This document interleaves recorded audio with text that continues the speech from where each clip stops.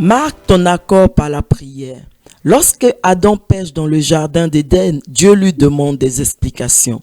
Lisons ensemble la réponse d'Adam dans le livre de Genèse 3, verset 12. L'homme répondit, « La femme que tu as mise auprès de moi m'a donné de l'arbre et j'en ai mangé. » Dans cette réponse, Adam semble rendre Dieu responsable de son péché. Cela a eu pour conséquence que la bénédiction de Dieu est désormais réservée à ceux qui la désirent. Et c'est par la prière que nous manifestons ce désir à Dieu. En d'autres mots, par notre prière, nous marquons notre accord au plan de Dieu pour nos vies. Nous approuvons ce plan. Nous disons en quelque sorte, « Seigneur, tu peux agir dans ma vie. » Par la prière, nous donnons donc notre accord à Dieu pour qu'il vienne agir dans nos vies. Nous lui ouvrons ainsi notre porte, la porte de notre vie, pour qu'il vienne y travailler. On comprend alors pourquoi, malgré que Dieu connaisse tous nos besoins avant même que nous ouvrons la bouche, la Bible nous recommande de prier. En effet, avant d'agir dans notre vie, Dieu a besoin de notre accord. Dieu ne force personne à recevoir sa bénédiction, mais il désire que nous puissions la recevoir de notre plein gré. Philippiens 4, verset 6, « Ne vous inquiétez de rien, mais en toute chose faites connaître vos besoins à Dieu par des prières et des supplications avec des actions de grâce. » Amen. Nous ne savons pas toujours comment prier et notamment quoi demander dans nos prières, mais le Saint-Esprit le sait, car il fait partie de la nature divine.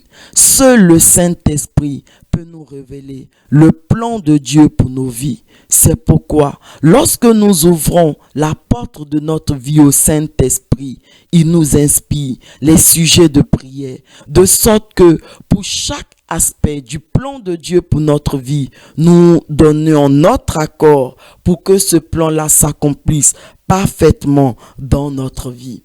Ainsi donc, mes bien-aimés, les meilleures prières que nous adressons à Dieu sont inspirées par le Saint-Esprit. Romains 8, versets 26 à 27.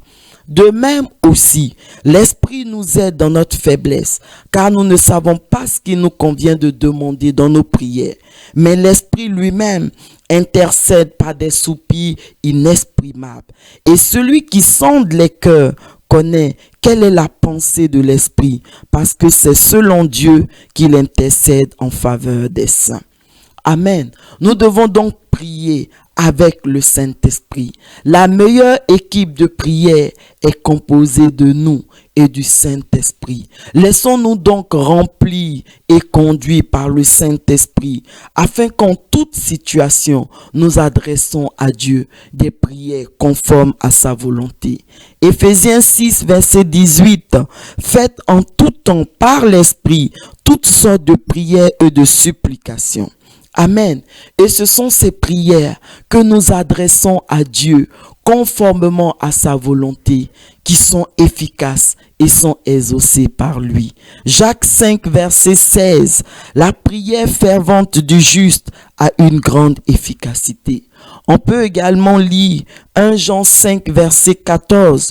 Nous avons auprès de lui cette assurance que si nous demandons quelque chose selon sa volonté, il nous écoute. Par ailleurs, la Bible nous enseigne dans la parabole du juge inique que nous devons persévérer dans cette attitude de prière afin de recevoir l'exaucement de toutes nos prières. Luc 18, versets 5 à 7. Néanmoins, parce que cette veuve m'importune, je lui ferai justice, afin qu'elle ne vienne pas sans cesse me rompre la tête. Le Seigneur ajouta, « Entendez ce que dit le juge inique.